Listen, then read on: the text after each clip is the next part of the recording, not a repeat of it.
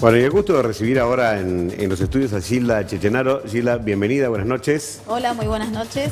Bueno, sos bromatóloga. Sí. Vamos a hablar un poquito de cómo podemos mantener los alimentos, que uno se preocupa mucho en origen, ¿no? De cómo los va a hacer o con qué materia prima los va a realizar, pero luego hay que ver la cadena de frío, cómo se guarda, cómo se envasa, cómo se conserva, ¿no? Tal cual. Nosotros tenemos una primera etapa que es el alimento hasta que llega al consumidor, que eso es responsabilidad de los elaboradores, de las empresas, de los emprendedores, pero luego pasa a ser una responsabilidad del consumidor. Y en ese sentido, el consumidor, en cuanto a la educación que tiene, puede tener las herramientas necesarias para tomar decisiones respecto de preservar la salud pública de todos.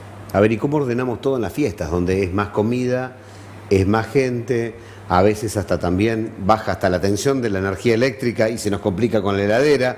Pasa de todo, ¿no? Lo primero que tenemos que tener en cuenta es lo que se denomina el consumo responsable. No comprar alimentos ni tampoco preparar o elaborar más de la cuenta, para no tener, digamos, el inconveniente de qué hacemos con el sobrante.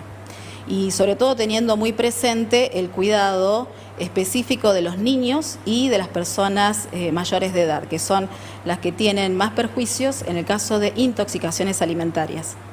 ¿Y cuáles son los elementos o los alimentos más peligrosos o que más cuidado requieren? Porque uno, por ejemplo, mira un morrón y dice, bueno, que esté en buen estado, que no pase esto, que no pase el otro, pero hay otras cosas que por ahí son más peligrosas si uno no tiene tanto cuidado. Tal cual. Hay alimentos de alto riesgo que se denominan de esa manera y son los productos cárnicos, tanto crudos como cocidos, los productos lácteos, los productos a partir de huevo o de origen avícola, los pescados y mariscos, que también se suelen consumir en estas fiestas, y aquellos que son altamente fermentecibles como arroz o papa. Uno puede pensar en la ensalada rusa, en la mayonesa de ave. Claro, que parece que es más inocente, ¿no?, que las otras cosas, porque uno el pescado porque tiene más cuidado. A la ensalada rusa no tanto. Tal cual. Son alimentos que son altos en contenido proteico y tienen alta humedad o contenido acuoso. Y también lo que hay que destacar es que muchas veces las intoxicaciones alimentarias se producen por patógenos, bacterias sobre todo, que no alteran al alimento visiblemente, o sea, sus características organolépticas no se alteran. Entonces puede pasar que yo vea un alimento en buen estado aparente, que no tenga un olor, digamos, que no sea el característico, que no tenga ningún otro indicador, sin embargo, es un transmisor de enfermedad alimentaria. Entonces hay que tener mucho cuidado con eso. ¿Hay alguna forma de organización para evitar que estas cosas pasen? ¿Algún tip que sea sencillo de seguir como para que la gente evite la mayoría de los problemas? Sí, sobre todo el control de temperaturas. Los manipuladores de alimentos, inclusive los mismos consumidores, tienen que tener presente que la conservación de los alimentos, para que sea segura, tiene que ser en frío por debajo de los 5 grados Celsius y por encima de los 65. En el caso puntualmente de las carnes, en Argentina, en lo que es la cocción, una cocción segura alimentaria, tiene que ser de 75 grados Celsius en el centro de la carne que estamos asando o cocinando.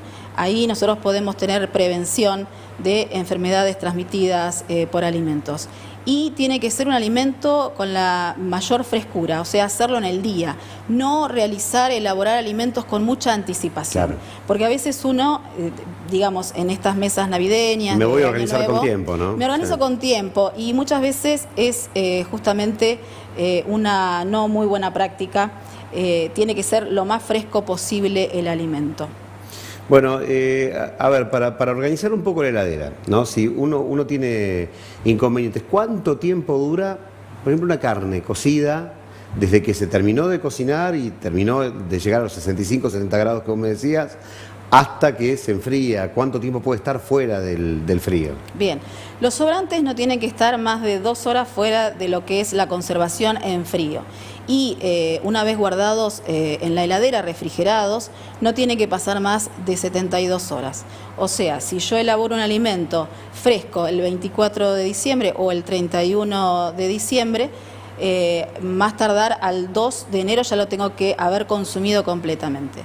En el caso de alimentos que se consumen fríos, bueno, inmediatamente lo saco del refrigerador, lo puedo consumir. En el caso de aquellos que uno puede, lo que se dice, acondicionar o recalentar, no debería ser más de una sola vez y se puede utilizar en carnes, pero no así en aquellos alimentos que tienen salsas o alimentos en donde hay, por ejemplo, papa o arroz. Porque los que tienen salsas generan toxinas, ¿no? Que esas, por más que las calentes, siguen siendo venenosas. Claro, hay algunas de las bacterias patógenas que generan toxinas y es un tipo puntual de intoxicaciones que son de las más severas, que ahí es donde uno tiene que tener muchísimo cuidado en darle estos alimentos, ofrecérselos a niños y ancianos. Si uno tiene la posibilidad, es conveniente entonces no dejar tanto tiempo en la heladera y si es algo frizable que vaya directamente al freezer y evitar todo ese tiempo de espera en el frío normal, ¿no? Sí, hay que tratar de evaporar la mayor cantidad de humedad que tenga ese alimento, inmediatamente refrigerarlo o frizarlo si sabe que no lo va a consumir en forma inmediata en las próximas 72 horas.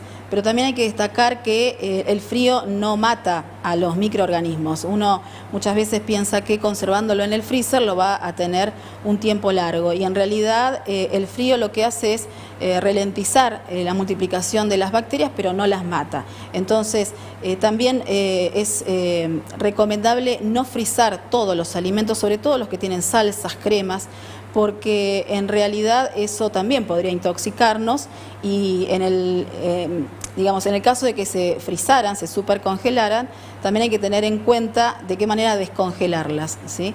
Hay que descongelarlas llevándolos a la temperatura de refrigeración, o sea, planificando, sino descongelar en microondas, y hay algunos que son alimentos que ya vienen específicamente supercongelados y pueden pasar del freezer a la cocción. En el caso de descongelar en microondas, tiene que inmediatamente ir a cocción ese alimento y no tener que consumirlo no más allá de las 48 horas. ¿Es recomendable para reducir el número de bacterias existentes, por ejemplo, en un cárnico que no genera toxinas y demás, el llevarlo a 65, 70 de nuevo para que llegue ese calor al centro? En realidad tiene que llegar a más de 70 grados el centro de la carne. En Argentina tenemos un margen de 75 grados Celsius porque hay una bacteria, puntualmente la Escherichia coli, que tiene muerte a esa temperatura. Nosotros somos en Argentina zona endémica. Claro, por el sistema de faena de animales, ¿no? Sí, claro. Síndrome urémico hemolítico, lamentablemente, y bueno, estamos desde lo que los agentes, ¿no?, capacitadores de salud pública, tratando de justamente darle a la población todas esas herramientas en cuanto a la educación para que no tengamos que padecer este tipo de intoxicaciones que muchas veces dejan con cierta, disminución de la calidad de vida a la persona que tiene este síndrome urémico hemolítico. No es recomendable lo que se llama también marcar la carne, llevarla a esa temperatura y después bajarla, sino que hay que mantenerla. Por eso digo, es importante hacer un buen cálculo de cuántos comensales somos en la mesa y pasar las fiestas de la mejor manera, pero con lo que se denomina, vuelvo a repetir, consumo responsable, no comprar de más. También en estos tiempos donde hay mucha demanda energética y hemos en Junín también tenido cortes de luz, no acumular alimentos, ya sea en la heladera ni tampoco en el freezer, porque llegada unas cuantas horas, digamos, que ese alimento no está en esa temperatura de supercongelación, bueno, tenemos justamente que luego consumir ese alimento o distribuirlo o llevarlo a algún otro freezer para que no pierda la cadena de frío, o si no, consumirlo o distribuirlo con otras personas. Entendemos que la situación actual muchas veces nos lleva a aprovechar algunos precios, algunas ofertas, comprar en cantidad. Eso se puede hacer cuando se unen varias familias y pueden aprovechar, estos precios. Pero no una sola familia acumular el alimento, demasiado, porque después o terminamos tirando, ese alimento o consumiéndolo no de forma segura. Bueno, Gilda, una última que esta parece de Misión Imposible, ¿no? Como me hablas de los cortes de luz y todo lo demás, uno tiene ese miedo de ir al supermercado después y decir, che, si justo justo cuando yo fui se cortó la cadena de frío. ¿Hay algún indicador que podamos seguir para saber si está todo bien en ese supermercado? Los supermercados en general tienen sus controles, también hay algunas inclusive ofertas, pero que están debidamente marcadas como consumo próximo. Son aquellos alimentos que están en un vencimiento en la misma semana, los próximos 15 días, y tienen una rebaja. Eso, digamos, legalmente es posible hacerlo, pero tiene que estar bien identificado ese alimento. Y después, bueno, en los supermercados, vuelvo a repetir, está este control ante cualquier sospecha o cualquier situación que nos parezca que no está dentro de ese marco. Se pueden hacer las denuncias correspondientes. Hay que llamar a la bromatología, ¿no? Que hagan los 147 para las denuncias, en el caso cuando se produce un caso de una persona o algún brote. Ahora también tenemos muchos encuentros sociales después de haber estado con el confinamiento, y también hay que registrar que la persona que está a cargo del catering o del evento tenga las habilitaciones correspondientes y el curso de manipulador de alimentos, que es obligatorio y hoy por hoy es a nivel nacional, para que, bueno, las personas que están manipulando, elaborando, tengan digamos, todas esas herramientas dentro de lo que fue su formación. Gilda, desde ya muchísimas gracias por toda la claridad de lo que nos has aportado con la alimentación de las fiestas. Gracias. Gracias a ustedes y bueno, muchas felicidades en este año nuevo, particularmente a todos los juninenses en este 195 aniversario de la ciudad.